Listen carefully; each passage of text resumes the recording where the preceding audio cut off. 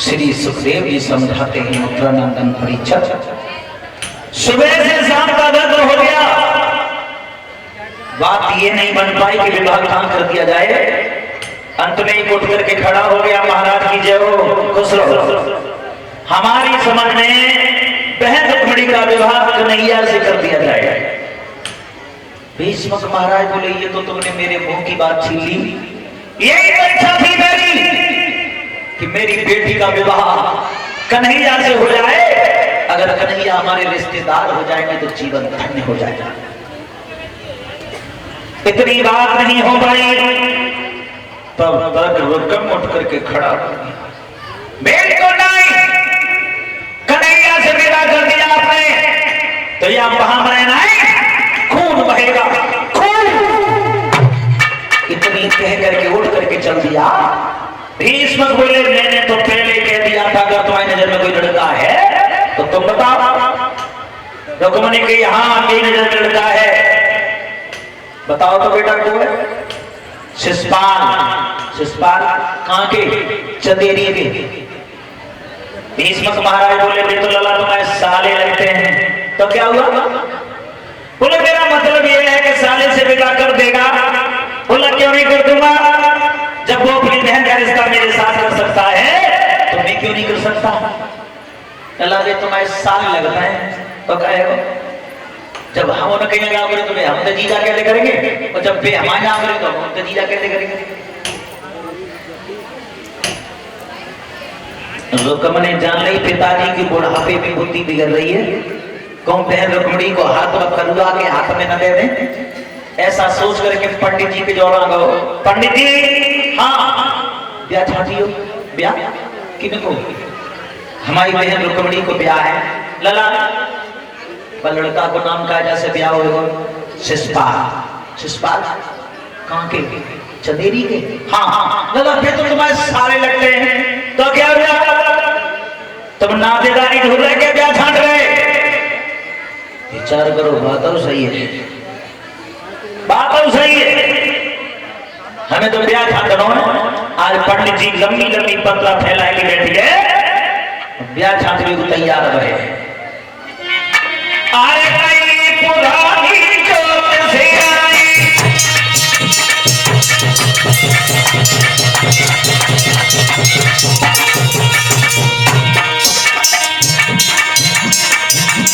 नई पुरानी जोत से आई, गाँव में ब्याह बने हटनाई।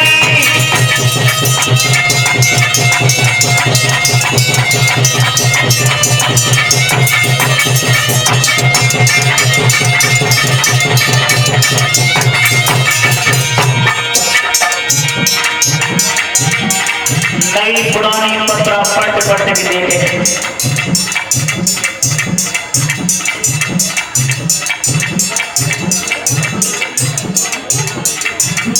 और ये कहा आया है चीकू कुमार साहब की तरफ से।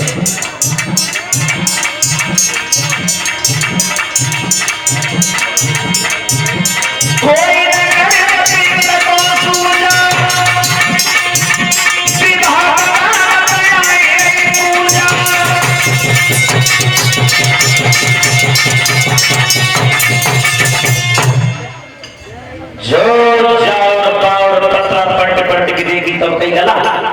तुम्हारी बहन के नाम तो ब्याह बहुत अच्छा कर रहा हो, बहुत बढ़िया, और तुम्हारे साले के नाम से पूजा कर रही है। पूजा कर रही है पंडित जी? हाँ, तलवार और भाई नौक करते ही पंडित जी में दिखते हैं। पंडित जी समझ गए जैसे उल्टो ब्याह है तैसे इच्छा दोनों करेगो। लला हाँ एक पेज और रहेगा, पट्टी को देख लो, पंडो उल्टो सीधो पेज पंड के ब्याह बना के दे लो, चादराबाद को ब्याह ले। रुक्म ने पत्र पे साले साहब को लिख करके भेज दिया, अकेले मत आना, सेना लेकर के आना, यहां कन्हैया आ सकता है, कन्हैया आ गया तो युद्ध होगा। और मेरी राजी है शादी में, केवल पिताजी की राजी नहीं है। पत्र पहुंच गया शिषपाल पर, जो चिट्ठी खोल के पड़ी बहुत खुश हो। क्यों? भजन करो परमात्मा, मेरे जैसे बहनों संसार में सब हुए मिले, उनकी सोने जैसी बहनें ताको यार में संसार में जा रहे, लेकिन उल्टा ब्याह है लेके जा रहा, कोई ब्याह में रो रहा ना ढकाए दे। और देखो ब्याह मारा तो गांव गांव में सुना है, मालूम है ब्याह मारा, ब्याह मार तो कैसे? जैसे तुम्हारे गांव में करमने में कोई ब्याह मारा ना है, मैं पहले से जानकारी है। क्यों कोई है ब्याह मारा तुम्हारे गांव में? हाँ कोई ना है ना? हाँ और ब्याह मारा कोई हो तो फिर इतने ब्याह कैसे आ जाते समझ के? और ब्याह मार तो कैसे उनकी चतुराई बताऊंगा तुम्हें। ब्याह मारा को मारे बचाए कि आज कल के लड़का को ब्याह पक्को भव है, और लड़की वालों का ये नियम होता है,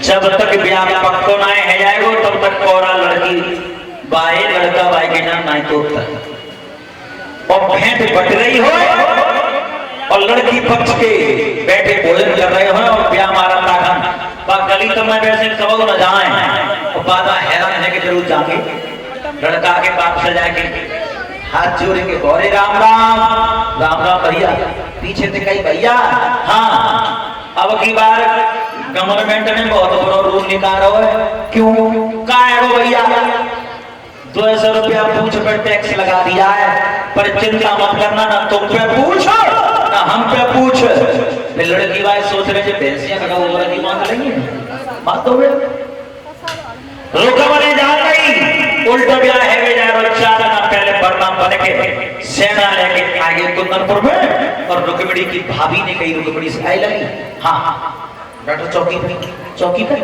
हाँ बैठो काय के हल्दी ना चढ़ाई जाएगी तुम पर हल्दी क्यों ब्याह है तुम्हारा अब रुकमणी हाथ जोड़ के पूछ रही है भाभी ब्याह मियो ब्याह सो बोली ताली बजाते हुए बोले अरे भाभी मेरी कहाँ पे भैया सगाई अरे भाभी मेरी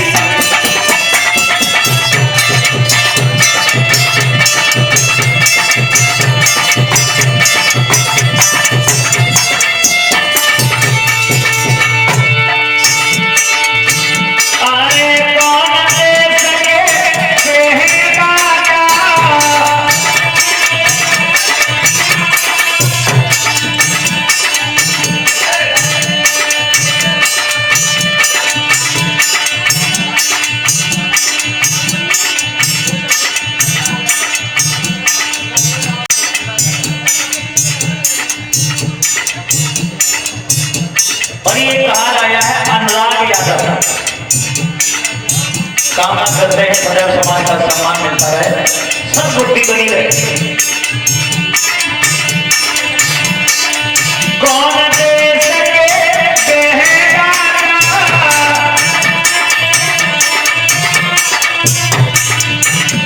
और ये कहा आया है छोटू ये गढ़ी नवलिया से आए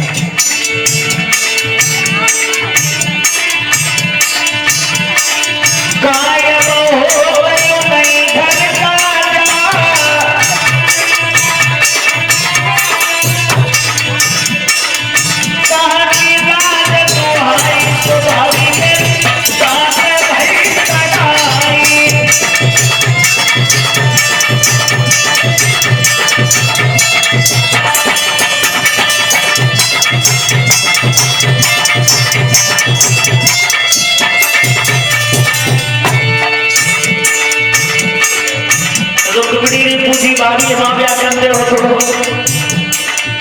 कहाँ से हो गया तो रुक्मिणी की भाभी बोली हाय हाय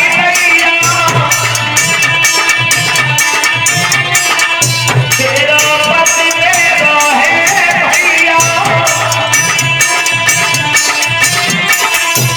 मेरा पति मेरा भाई है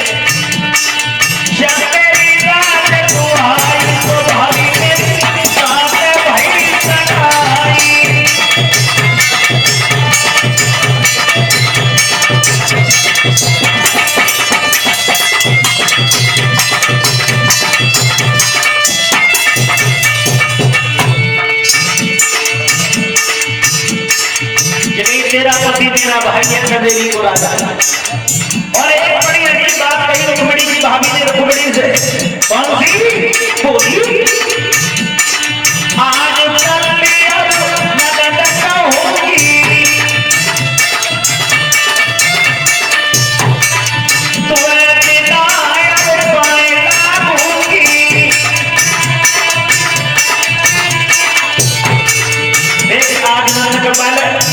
चल पहले आज पैर से पहले कल से पहले परसों पहले की बात आई सुबह भी मेरी साथ भाई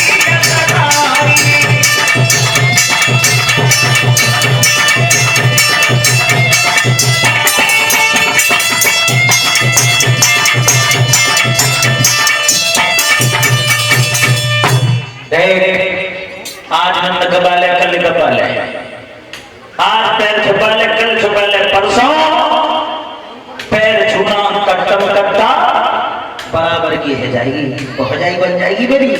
जैसे ये सुना कि हमाओ भैया भाभी के भैया से है लेने जा रहा हूं, शरीर में क्या देखो नहीं रहा, अकेले में बैठ करके विलाप करने लगी, रोने लगी है रुक्मिणी। तब तक एक पंडित जी आए, बगल में झोली डाल के आवाज लगाई, माता भिक्षा देही, और तो कोई न रहे। रुक्मिणी आई, ए बाबा अगर आप तुम्हें कोई छोटो सा काम कर दे तो कागरा में चौघर पे आ जाइयो, इतनी भीड़ डाल दूंगी कि तुम्हारी 4 पीढ़ी बैठी खाए। चलिए क्या काम है तेरा? जी कही बाबा मेरे ब्याह के नौते को दिया, ब्याह को नौतो कहाँ जाओ? द्वारिका। द्वारिका कितनी दूर है? 7.5 से कोस है, केवल 7.5 से कोस है।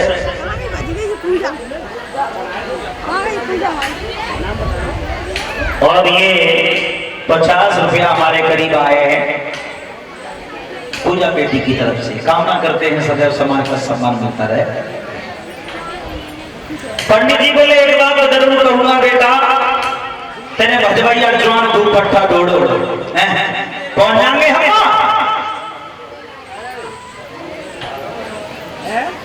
और ये एक हार से हमें सम्मानित कर रहे हैं आगरा ताज स्टूडियो की तरफ से, और कलश वाली बेटियां खड़ी हो जाए।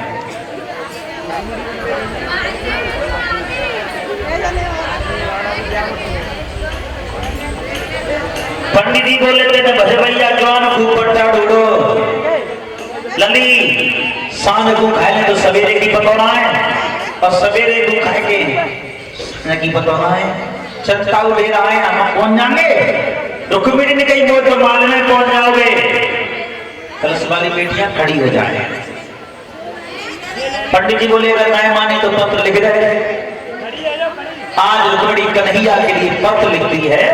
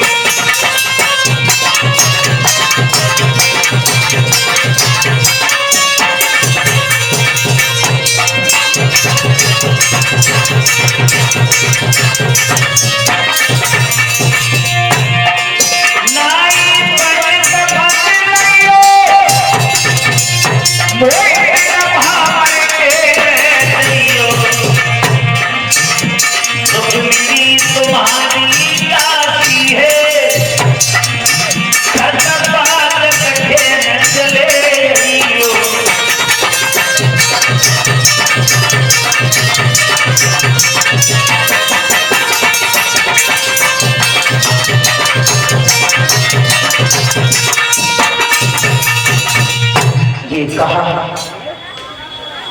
लली चिट्ठी लिख दे, कन्हैया ने पत्र लिख दिया, लिफाफा में बंद करके पंडित जी के हाथ में दे दिया। पंडित जी ने पत्र झोली में डाल लिया और चलते वक्त बोले, बेटा मैं जा तो रहा हूं, लेकिन अपना भरोसा कुछ नहीं है, विश्वास मत रखिए, रुक्मिणी जी कोई तो विश्वास पर पहुंच जाओगे।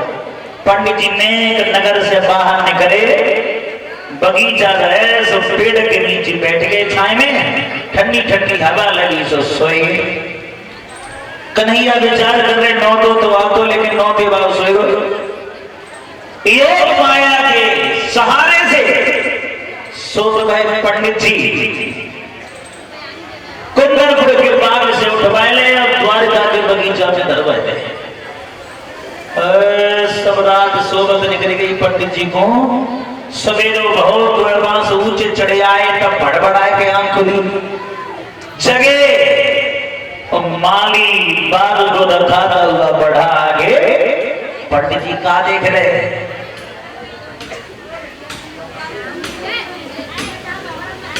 और ये एक हार आया है राम निवास उत्तर प्रदेश पुलिस। कामना करते हैं सदैव समाज का सम्मान मिलता रहे। पंडित जी ने क्या देखा,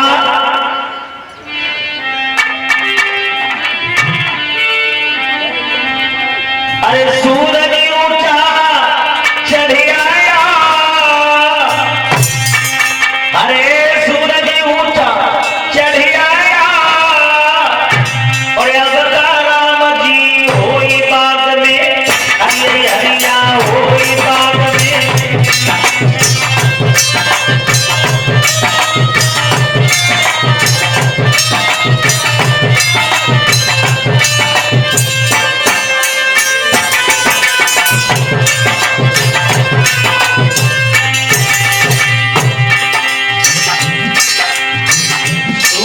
चढ़े आया, अब राम जी होए बाग में, हरी हरिया होए।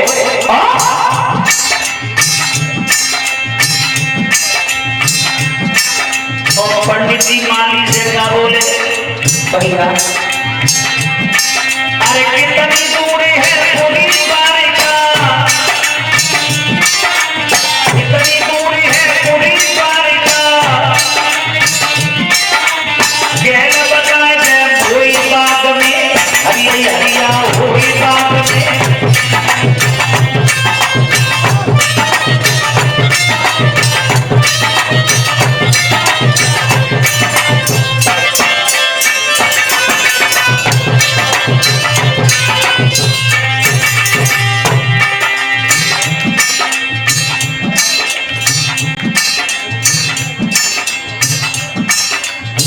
ये कहा आया है गोपाल टूरिया के की तरफ से। माली से पूछी, भैया जैसे द्वारका कितनी दूर है? माली बोलो क्यों? चलम दिया तो का सांझ गुप्पी की सोए हो गए तो नसाना उधर होगा। पंडित बोले ऐसी कोई बात ना भैया, द्वारका कितनी दूर है? तो माली बोला, अरे नगर द्वारका में थारो है, नगर द्वारका में थारो है, कहा बताए दोनों होई बाग में, हरी हरिया होई बाग में।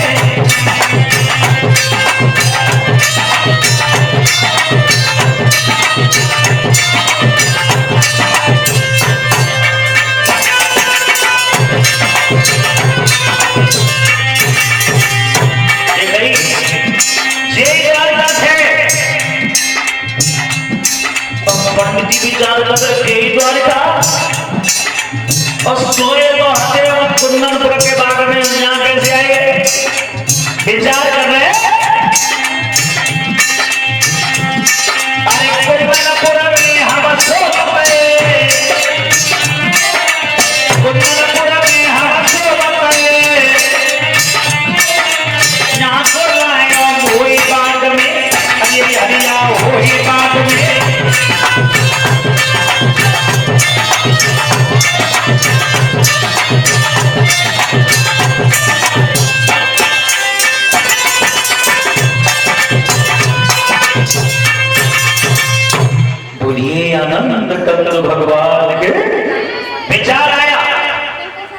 लड़की ने सही कही हनी को पहुंच जाओगे बाबा। हम तो सोते ही सोता आए गए, हमें तो पता नहीं लगी काखन आए गए ना।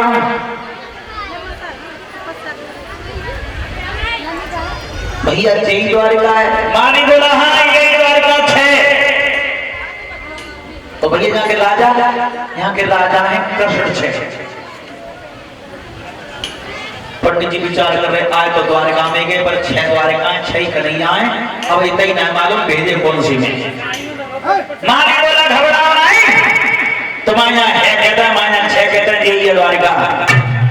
तो पंडित जी ने गगेला बड़े दरबार में घुसे। बलराम बैठे मिले, पूछी कन्हैया से मिलना है। बलराम झुंझुराए के बोले जो आदर्श उन्हीं के बारे में पूछा, चलो आप चले जाओगे बैठे पल्ले कौन पर जैसे ड्राफ लिया। पंडित जी ने कन्हैया की ओर ने हटो विचार करे, लड़की नहीं के लिए कि मरी जा रही थी, लेकिन हटे का मतलब है हमें तो पत्र देना। पत्र निकाल के कन्हैया को दे दिया और कन्हैया ने जो पत्र खोले के पढ़ो, खूब माले मती चिट्ठी कहाँ से आई है। तो पूछ रहे कहाँ से लाए। पंडित जी बोले पढ़े लिखे नाम का, हाँ हाँ पढ़े हैं। रुक्मिणी का विवाह है, शिशुपाल वरना बन करके आ गया है, मेरे लिए न्योता भेजा है। कह देना रुक्मिणी से शादी कर ले और चली जाए, अगर हमें मौका मिलेगा तो दावत खाने के लिए आ जाएंगे। पंडित जी बोले वो शादी शिशुपाल से नहीं करेगी। नहीं करेगी, फिर किससे करेगी? वो शादी तुमसे करेगी, हमसे।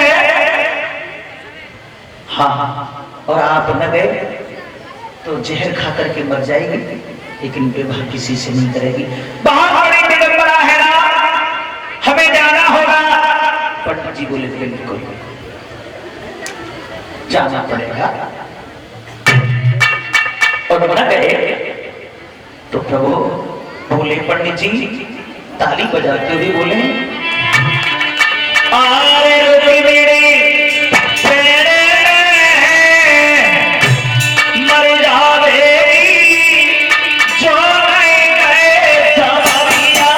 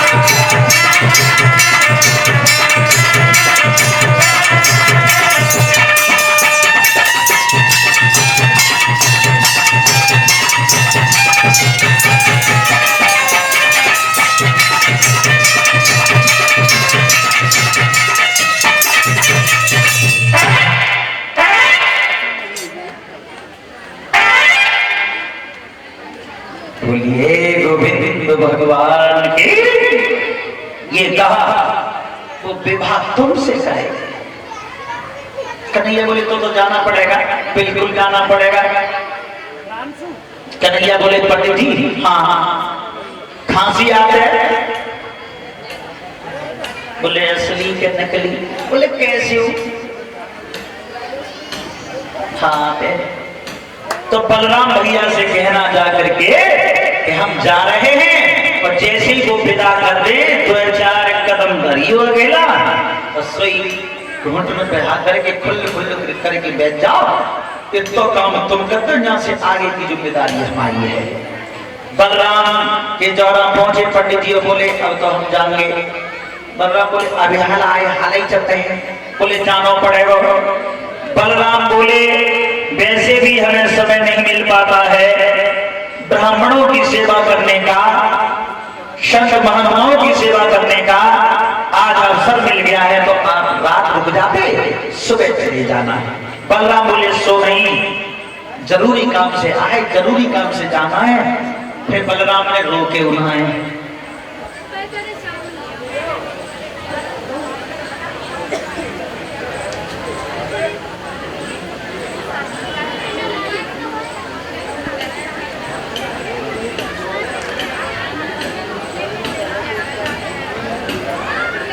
ससुराल जाओगे क्या? शांत मास्टर कह रहे हैं मैं ससुराल जा रहा हूँ, कोई दिक्कत न हो तुम्हें ससुराल चले जाओ।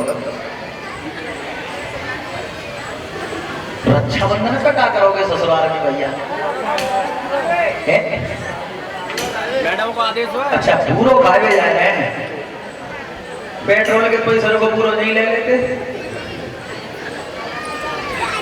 मेरे भगवत श्रोताओ,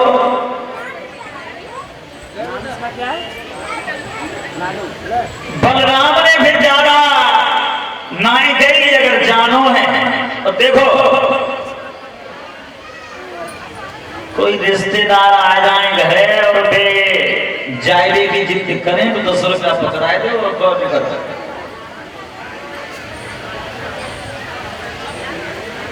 बड़े प्यार से पंडित जी विदा करे।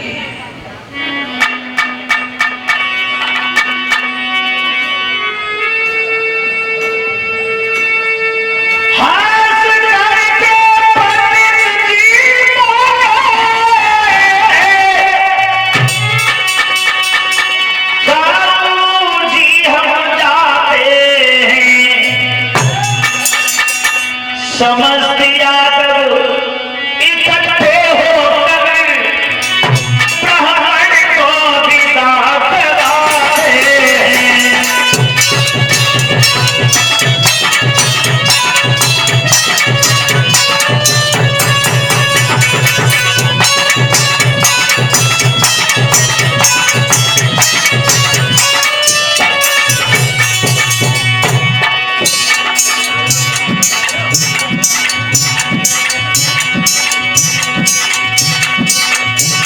बोले बलराम चाहिए और एक बात अजीब कही बलराम जी ने।